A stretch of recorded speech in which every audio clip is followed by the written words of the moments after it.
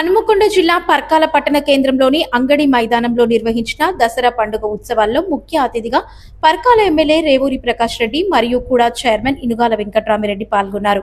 ఈ కార్యక్రమంలో బాణసంచా ప్రదర్శనను రిమోట్ కంట్రోల్ సహాయంతో ఎమ్మెల్యే ప్రారంభించారు. అనంతరం ఎమ్మెల్యే మాట్లాడుతూ దసరా పండుగ చెడుపై మంచి గెలవడానికి ప్రతీక అని ఈ పండుగను ప్రజలు ఐకమత్యంతో జరుపుకోవడం ఆనందదాయకమని తెలిపారు. అనంతరం నియోజకవర్గ ప్రజలకు దసరా శుభాకాంక్షలు తెలియజేశారు.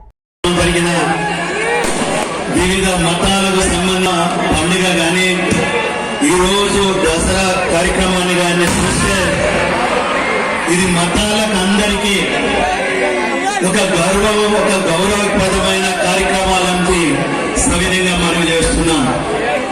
ఇది వివిధ మతాల యొక్క సమైక్యతకు,